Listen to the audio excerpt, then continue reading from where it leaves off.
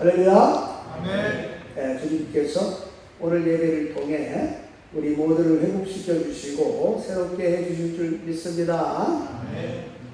예수 그리스도 안에 있는 모든 충만이 우리 모두에게 임하기를 소망합니다. 주님께서 여러분의 모든 필요를 채워주시고 영혼의 갈증을 해소시켜 주실 줄 믿습니다.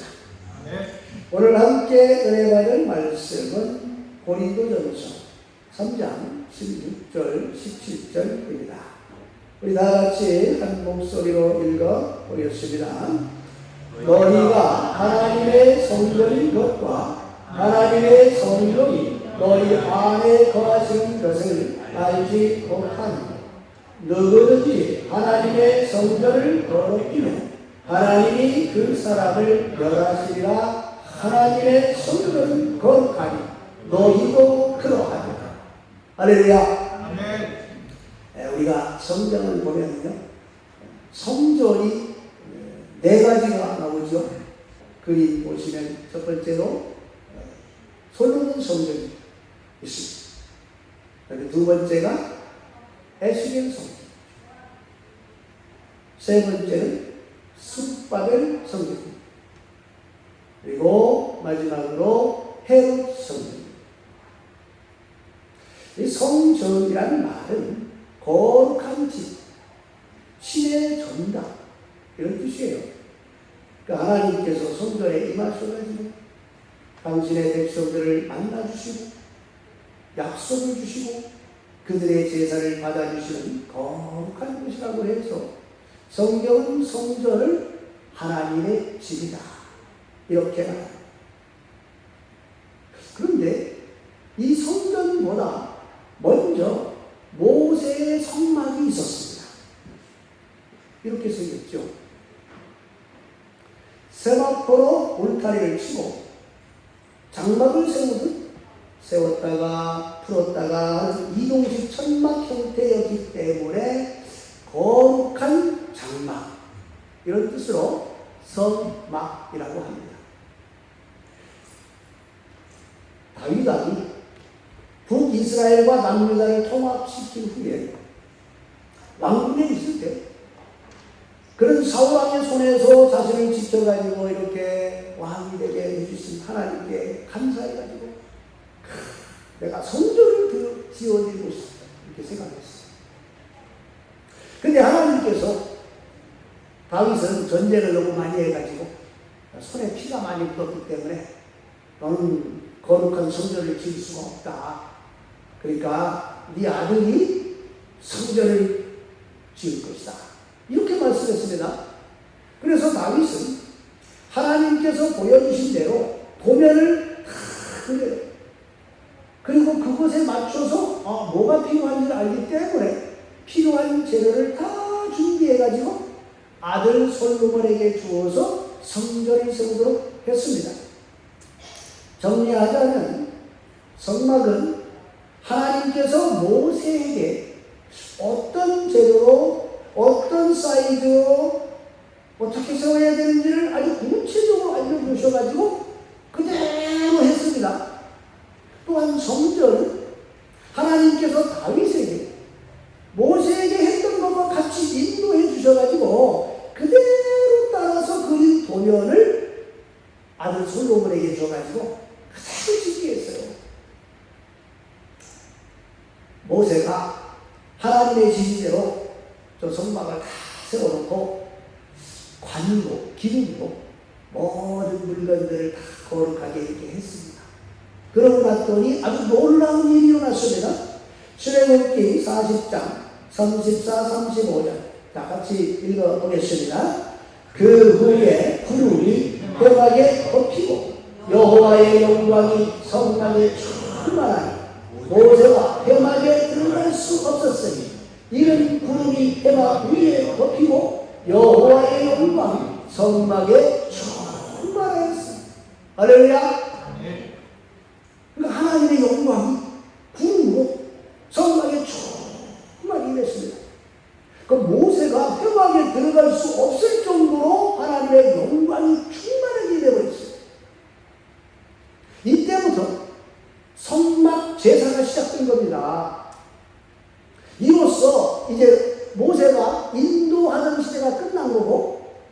이 순간부터는 성막을 중심으로 하나님께서 직접 인도하기 시작한 거예요. 제사장들이 성막을 위해서 속죄하고 번제와 화목제를 다 드린 후에 모세와 또 대제사장이 된 아론이 성막에 들어갔다가 지성소에 가서 하나님한테 말씀 듣고 나와가지고 백성에게 축복을 했습니다.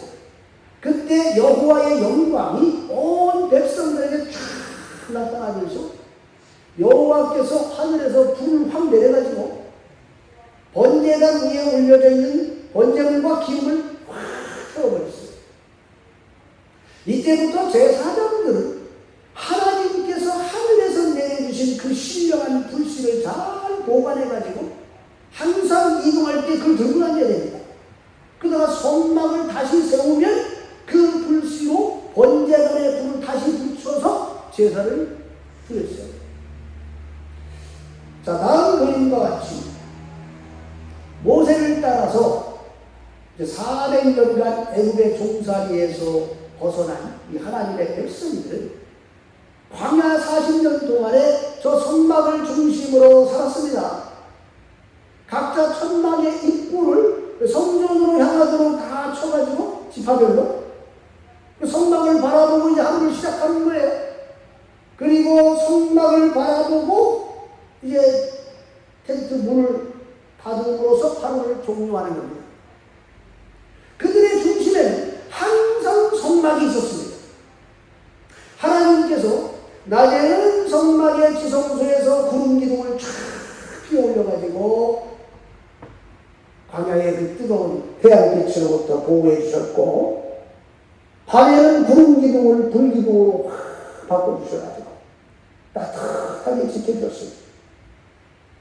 그리고 구름 기둥이 성막에서 딱 떠오르면 제사장들이 얼른 성막을 빨리 거둬야 됩니다.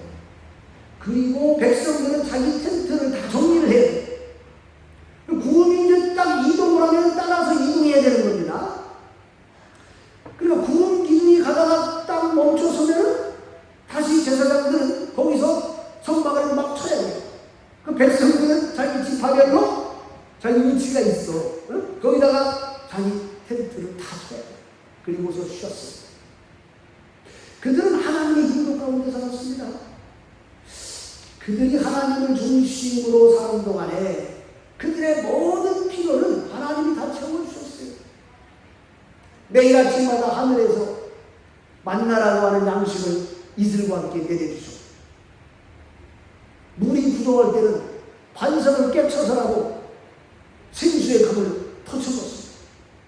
고기가 먹고 싶다 그러니까 하나님께서 매출한 이때를 셀 수 없이 많이 보내가지고 한 달 동안 거기 머물게 해가지고 고기를 물리로 먹게 해주었어요. 그들이 하나님을 온전히 믿고 하나님의 말씀에 순종할 때는 아무런 문제가 없었습니다. 그러나 그들이 하나님의 뜻에 순종하지 않고 하나님을 거역하면 불뱀 골짜기 들어가가지고 뱀들이 공격해가지고 수많은 사람이 죽었습니다.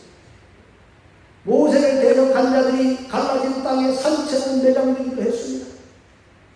하나님께서는 광야 40년 동안 순종하는 축복이고 불순종하는 저주가 임한다.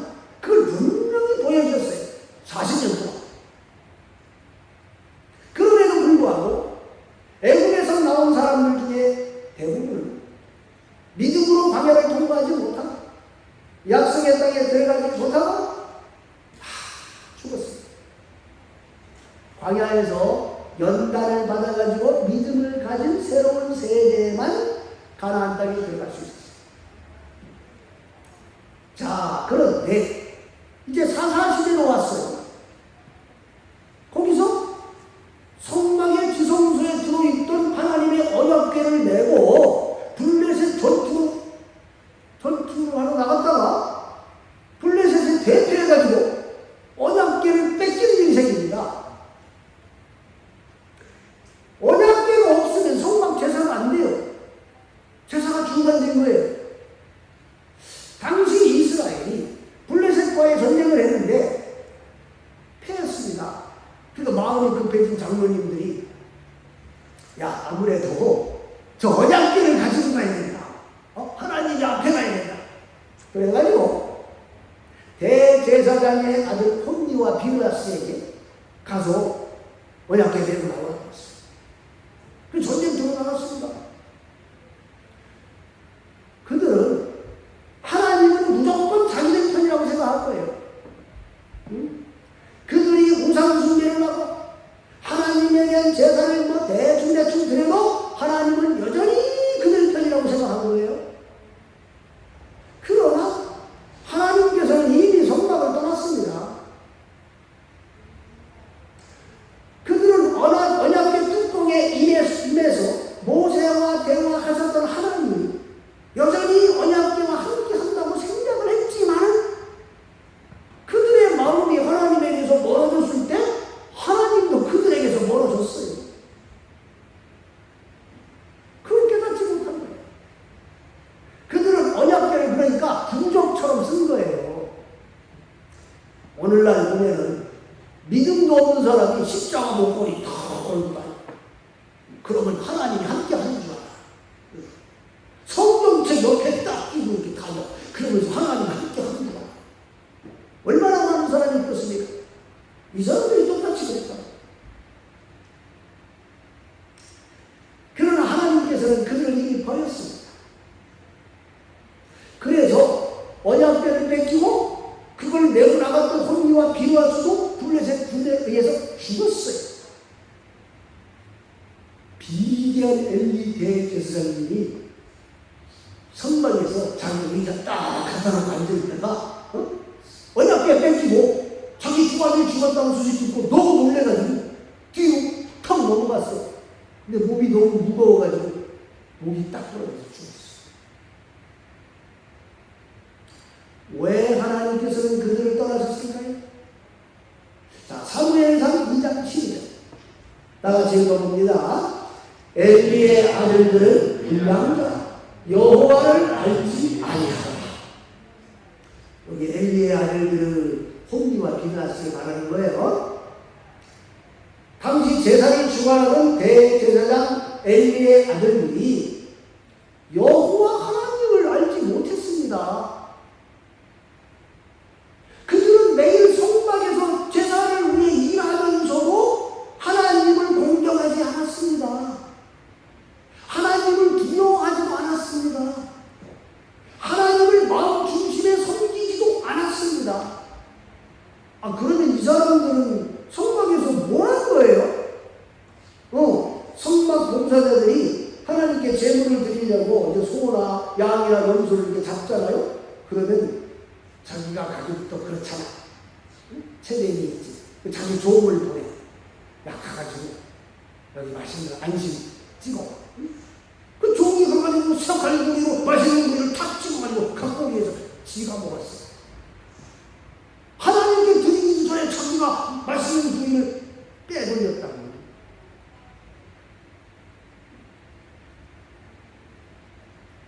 또 성막에서 봉사 열심히 하는 여인들을 농락했습니다. 왜 그랬을까요? 우리 아버지가 대제사장님이시니까 이거 다 우리 아버지 거야. 이런 정신나간 생각을 했기 때문에 그건 망나니 짓을 한 거예요. 엘리 대제사장은 이걸 알았습니다. 다 들었단 말이에요.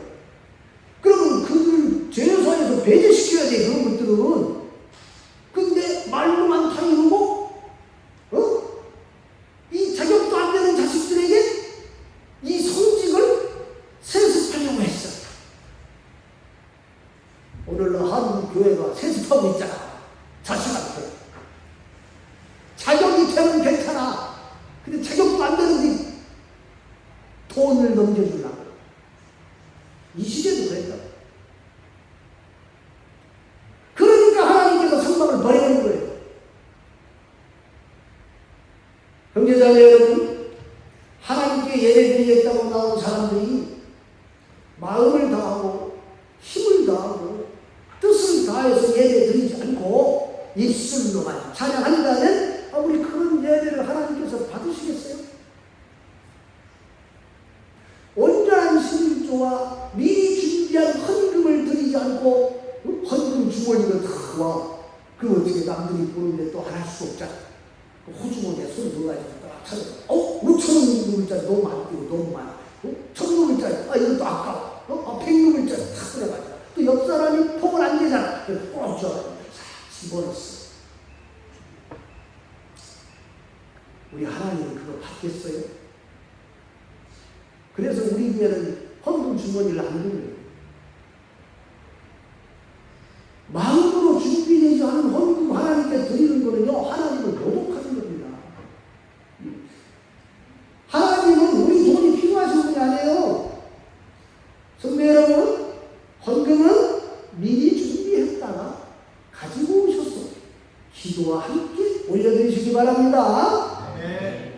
헌금은 하나님께서 모든 물질의 주인이시다. 그걸 인정하는 믿음의 행위예요.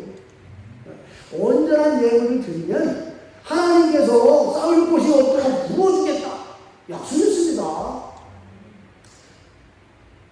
얼마나 사람들이 믿음으로 헌금을 하지 않으면 우리 하나님께서 너희가 온전한 11조를 내 집에 드리고 내가 너희 집에 쌓을 곳이 없도록 부어주는지 부어주지 않는지 시험해봐라. 이런 말을 했겠어요. 인간이 하나님을 시험하면 바로 죽습니다. 그러니까 하나님을 시험하지 말라고 했잖아요. 그런데 하나님께서 유일하게 인간에게 하나님의 능력을 시험해 보라고 한 것이 그 헌금이에요. 물질의 주권이 하나님께 있다고 우리가 먼저 믿어드리고 그 모든 수익이 하나님의 것이라고 우리가 먼저 인정하고 하나님께 감사를 드리면 하나님께서 물질을 부어주시겠다고 약속했습니다. 할렐루야. 네. 정말 하나님께서 부어주는지 안 부어주는지 시험해 보라고 했습니다. 왜 그랬어요? 하나님은 자신이 있다 이 말이에요. 그리고 그만큼 사람들이 온전한 믿음으로 헌금을 드리지 않기 때문에 그런 거예요.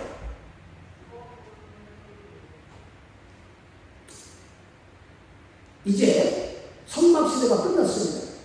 이제 솔로몬이 세운 성전시대가 도래했습니다. 솔로몬 성전은 정말로 화려하고 웅장했습니다. 솔로몬 성전도 모세의 성막처럼 하나님의 영광이 막 강력하게 임해가지고 제사장들이 감히 서 있을 수가 없었어요.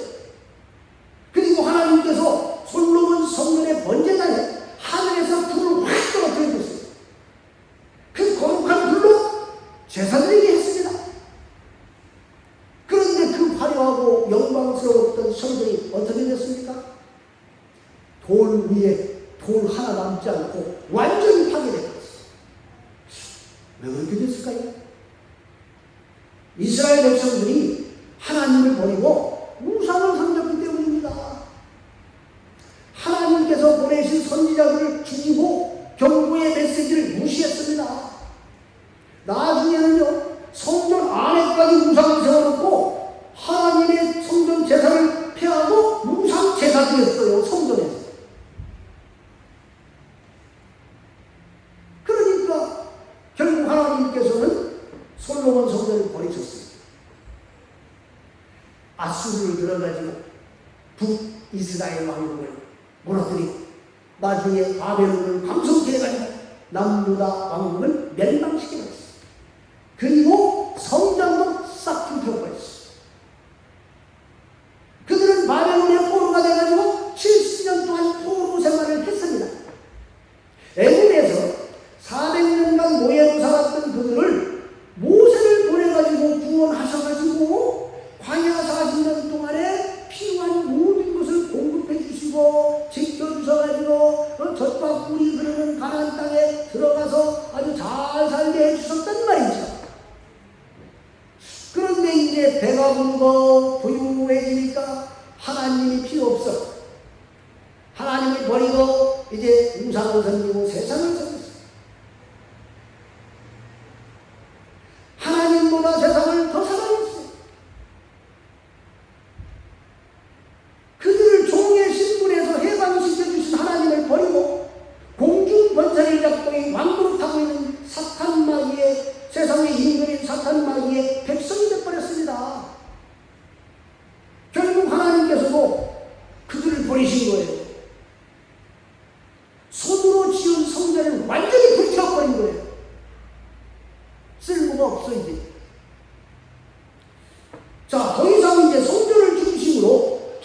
백성을 인도할 수가 없게 됐잖아요. 그러니까 하나님께서는 직접 불러세운 선지자들을 통해서 당신의 백성들에게 하나님 말씀을 선포했어요. 그러니까 손으로 지은 성전의 역할이 이제는 하나님의 영이 임한 선지자들을 통해서 이루어지기 시작했다 그 말이에요. 이스라엘 백성들은 바벨론 포로가 되자 하나님께서 우리를 버리셨구나 이렇게 생각했습니다. 절망했습니다. 그때 바벨론의 포로로 끌려온 에스겔 선지자에게 하나님께서 앞으로 세워진 성전을 보여주시죠. 에스겔 성전은 실제로 이 땅에 존재한 성전이 아닙니다. 이것은 장차 올 메시아 왕국에서 세워진 이상적인 성전의 모습을 보여주는 거예요. 에스겔 성전은 바벨론의 포로로 살고 있는 이스라엘 백성들에게 하나님께서 여전히 그들과 함께 하신다는 가장 강력한 메시지였습니다. 하나님께서 그들을 여전히 사랑하고 계시니까 믿음을 버리지 말고 너희들이 하나님을 붙들면 반드시 회복이 있을 것이다. 그런 메시지예요. 또한 다니엘과 세 친구들을 통해서 하나님께서 기적을 보여주심으로 그들이 믿음을 가질 수 있도록 도와줬습니다. 또 예레미야 선지자를 통해서 70년 후에는 바벨론 포로에서 너희들이 해방될 것이다 알려줬습니다. 그리고 기도하는 다니엘에게 가브리엘 천사장을 보내가지고 70년 만에 해방될 거라고 다시 알려줍니다. 그들이 하나님을 버리고 우상을 숭배해가지고 나라가 망하고 성전이 불타서 하나님께 나아갈 길이 막힌 것 같았지만은 선지자들을 통해서 하나님께서 여전히 당신의 백성들을 찾아오시고 만났다. 할렐루야. 네. 그들에게 믿음과 희망을 북돋아 주셨습니다. 그래서 바벨론에서 연단받은 가운데 믿음을 회복하게 하셨어요. 하나님을 믿고 나오는 사람들이 이제 점점 많아지니까 결국은 하나님이 약속한 대로 바벨론 포로에서 그들을 해방시킨 것입니다. 자, 그래서 이제 바벨론에서 이제 해방돼가지고 예루살렘으로 돌아왔어요. 근데 이제 예배를 어디서 드려요? 성전이 없잖아. 그래서 스룹바벨이라는 분이 주도해가지고 성전을 세우지. 스룹바벨 성전은 솔로몬 성전에 비하면 너무너무 초라했어요. 아까 그림 봤습니다. 그들은 그 초라한 성전의 모습을 보고 솔로몬 성전의 그 화려함과 웅장함을 기억하고 통곡했습니다. 우리가 왜 이렇게 초라하게 됐나? 자신들의 처량한 신세가 한심해서 울었습니다. 그리고 하나님을 우리가 버려가지고 그 영광스러웠던 솔로몬 성전을 불타게 만들었다는 죄책감 때문에 회개의 눈물을 흘려요. 그 후에 이 스룹바벨 성전을 싹 다 헐어버리고 어마어마하게 크고 화려한 성전을 지은 사람이 나타나죠. 그게 바로 헤롯 대왕입니다. 근데 가장 웅장했던 솔로몬 성전은요 7년 만에 완공됐거든요. 근데 헤롯은 성전을 몇 년 만에 완공했을까요? 유대인들이 예수님께 그랬잖아요. 저 성전이 46년 동안 지어진 건데 네가 어떻게 3일 만에 세운단 말이야. 이 말은 대규모 증축 및 주변 공사 과정이 지금 46년째 지속되고 있다는 뜻이지 완공됐다는 얘기가 아니에요. 헤롯은요 성전을 딱 착공한 후에 90년쯤 지났을 때 이미 성소와 제단의 주요 권력은 다 완성했습니다. 근데 전체 복합단지의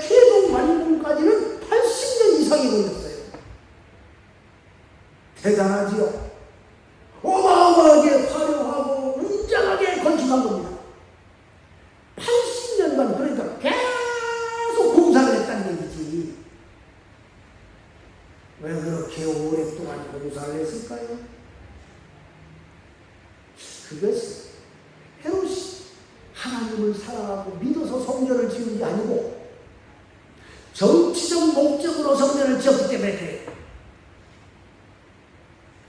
헤롯은 이방인 에돔 사람 출신입니다. 그러니까 유대인들은 이 사람을 인정을 안 해요. 그 유대인의 반감과 불신을 받고 있었기 때문에 그들이 원하는 거대한 성전 건축을 통해서 민심을 무마하고 왕권을 안정시키려고 했던 거예요. 그럼 하나님을 믿지도 않는 자가 유대인들의 관심을 사고 정치적 지지를 얻기 위해서 지은 성전이 아무리 화려하다고 한들 하나님이 거기 임하셨습니까? 아닙니다.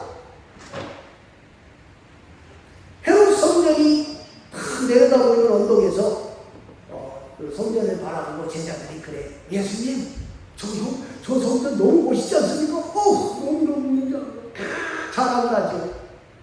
근데 예수님이 이렇게 말씀합니다. 마가복음 13장 2절 다 같이 읽어봅니다. 예수께서 이르시되 내가 이 큰 벌물들을 보느냐?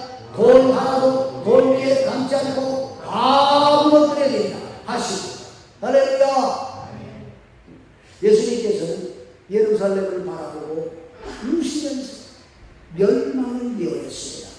마태복음 23장 37, 38절 읽어봅니다. 예루살렘아 예루살렘아 선지자들을 죽이고 내게 파송된 자들을 돌로 치는 자여 암탉이 그 새끼를 날개하는 모음같이 내가 네 자녀를 모으려 한 일이 몇 번이냐. 그러나 너희가 원치 아니하였다.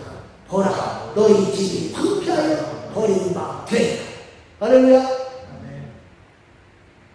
결국 AD 70년에 로마의 디도 장군이 예루살렘에 쳐들어와가지고 예루살렘 성을 파괴시켜버리고 성전 돌 위에 돌 하나도 남지 않게 완전히 파괴시켰어요.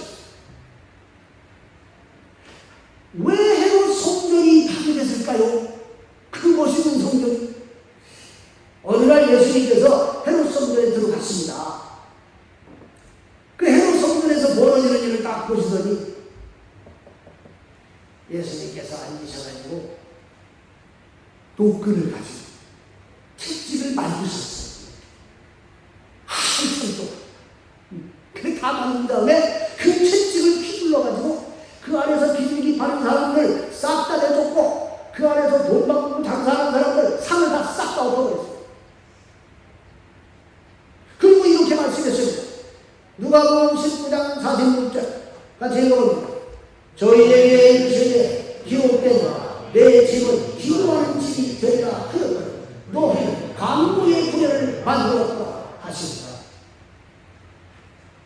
그들이 기도하는 집을 강도의 구례, 즉 장사하는 집으로 만들어버렸기 때문에 예수님께서 헤롯 성전을 허물어버리신 거예요. 이거 쓸모입니다. 예수님께서는 헤롯 성전을 허물어라, 내가 사흘 만에 다시 짓겠다고 했어요. 그건 사람의 손으로 지은 성전을 허물어버리고 손으로 짓지 않은 완전한 성전을 세우시겠다는 뜻입니다. 자, 여기서 성막과 성전은 그림자에 불과해요. 성막과 성전은 앞으로 이 땅에 오실 메시아, 곧 예수님의 모형이었습니다. 성막과 성전의 이 실체가 바로 예수님인 줄 믿으시기 바랍니다. 그 성막과 성전의 그 하나하나가 장차 오신 예수님이 어떤 분이시다, 그분이 오시면 어떤 일을 이룰 것이다, 그걸 다 보여주고 있어요. 그래서 사실 여러분이 성막에 대해서 사실 배워야 되거든요. 성막을 이해해야 성전이 이해가 되고, 성전이 이해가 돼야 예수님이 이해가 되거든요.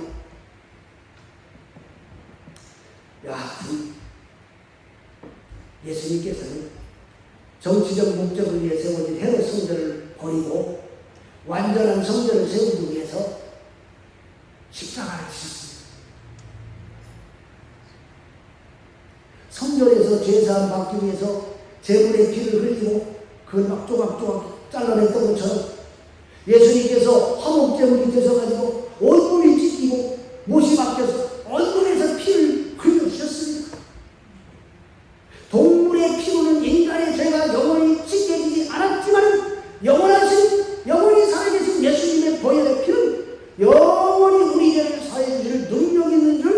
믿으시기 바랍니다. 네. 예수님께서 우리 모든 죄를 다 짊어지시고 우리 대신 죄값 치러주셨습니다.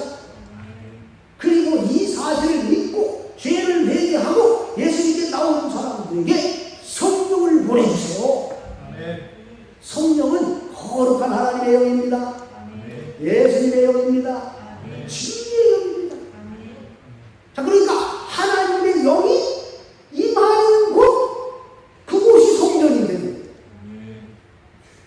우리 마음에 거룩한 예수님의 영이 들어오시는 순간 이 우리 몸이 성전 되는 줄 믿으시기 바랍니다. 그러니까 오늘 말씀 16절이 이 사실을 명확하게 알려주는 거예요. 자, 우리 다 같이 16절 말씀 읽어보겠습니다. 너희가 하나님의 성전인 것과 하나님의 성령이 너희 안에 거하시는 것을 알지 못하느냐.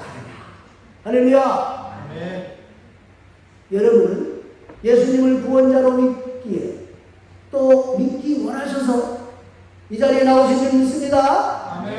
그 예수님을 믿으면 성령이 여러분의 심령에 들어오세요. 그래가지고 여러분 안에 영원히 거하십니다. 그분은 들어왔다 나가는 분이 아니에요. 들어오는 끝까지 있어요. 천국 갈 때까지. 할렐루야. 성령님께서 여러분에게 예수님 말씀을 생각하게 해주시고 말씀을 깨닫게 해주시고 믿어지게 도와주세요. 안에서. 그리고 여러분이 기도할 수 있도록 도와주세요. 그래서 여러분의 몸을 거룩한 하나님의 전으로 삼아주시는 줄 믿으시기 바랍니다. 자, 17절 말씀 같이 읽어봅니다. 누구든지 하나님의 성전을 더럽히면 하나님이 그 사람을 멸하십니다. 하나님의 성전을 거룩한 놈이도 그거라. 할렐루야. 자, 우리는 앞에서 왜 하나님께서 모세의 성막을 버리셨는지 들었습니다. 왜 하나님께서 솔로몬 성전을 불태워버리셨는지 들었습니다. 왜 하나님께서 헤롯 성전을 파괴시켜버렸는지 들었습니다. 왜 다 파괴되었고 왜 하나님께서 다 버리셨을까요? 지극히 거룩하신 하나님께서 임하실 수가 없이 너무너무 더러워졌기 때문에 그래요.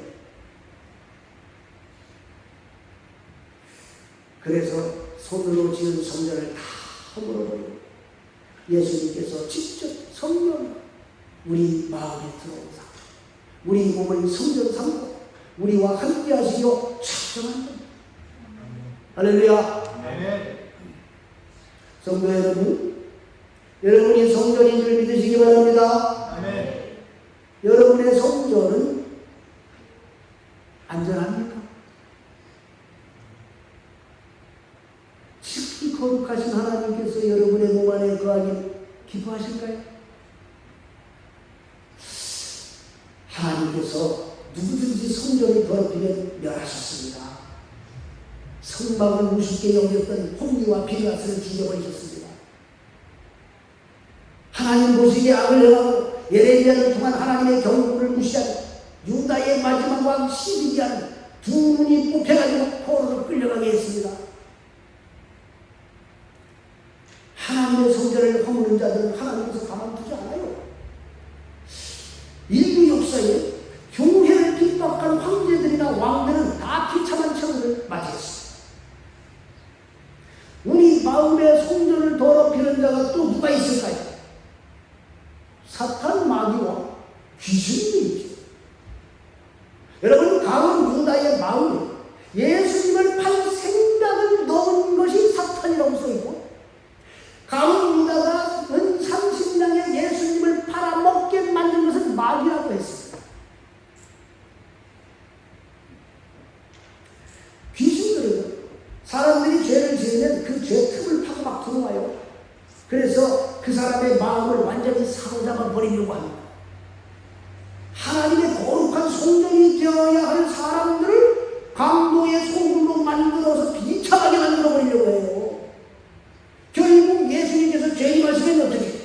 사탄과 악한 놈들을 죽어버린다.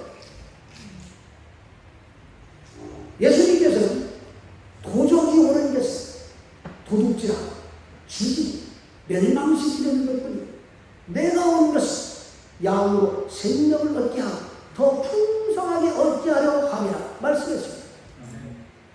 성도 여러분, 성령의 불을 꺼뜨리지 마시기 바랍니다. 아멘. 여러분, 성령의 불이 점점 약해지잖아요.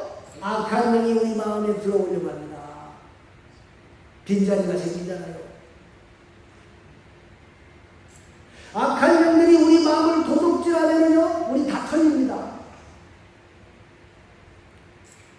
예외가 없어요. 목사, 장로, 권사, 집사, 다 똑같아.